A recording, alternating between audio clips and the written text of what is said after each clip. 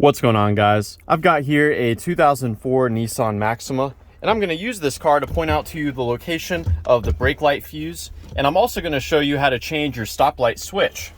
So let's begin by inspecting the fuse. I like to inspect fuses before I replace parts. So the brake light fuse, the stoplight fuse, is going to be behind this cover here. You just pull it out like so, and you can read about the fuses here on the back, but I'll go ahead and show you what you need to know. Now, there is a fuse puller here that you may find useful. I prefer to use pliers, a little bit easier for me. But the fuse that provides power for the stoplight switch is this 10 amp fuse right here. So I'm going to pull it out just to show you what a good fuse looks like. And if you find that that fuse is bad, there's a spare fuse located all the way at the top here. So this is a spare 10 amp that you may use if you wish. Now, power from this fuse goes to the brake light switch on a red yellow wire. Let's take a look at the brake light switch and I'll show you how to change it. So we're going to start down here at the brake pedal and we're going to look upward. So there are actually two switches here. The bottom one is the brake light switch and the top one is for the cruise control. So here we can see the red yellow wire that receives power from that fuse. When the brakes are applied, power goes to the other wire, which is a red green wire. Now, as far as removing this goes, it couldn't be simpler. There's an electrical connection that you unplug. Let's see if I can get that with my other hand. So you push on the tab and you pull the connector out.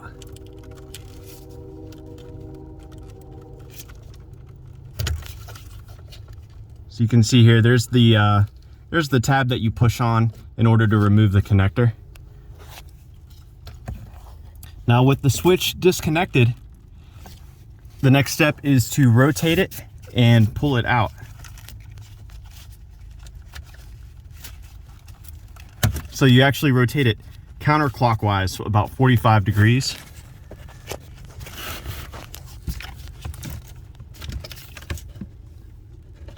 And as you can see, the switch is kind of adjustable. So before you remove it, you may want to inspect the clearance between the switch and the lever, the little tab that hangs off of the brake lever.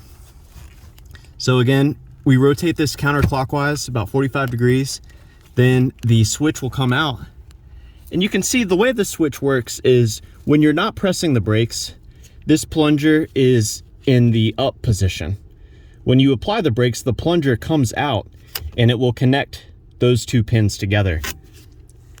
Now, when you install your new part, you may wish to connect it to the electrical component first.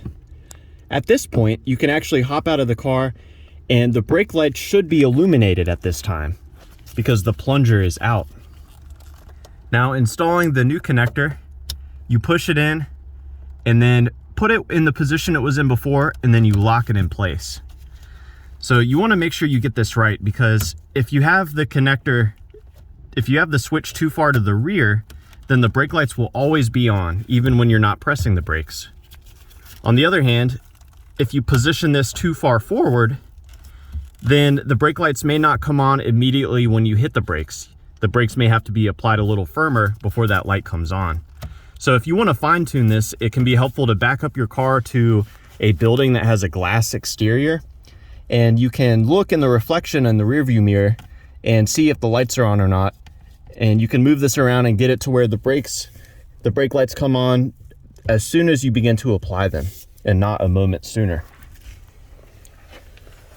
So yeah, I hope that this information was helpful for you, or at the very least a good starting point in troubleshooting the brake lights on your Nissan Maxima. Please do let me know down below if you have any questions or any advice.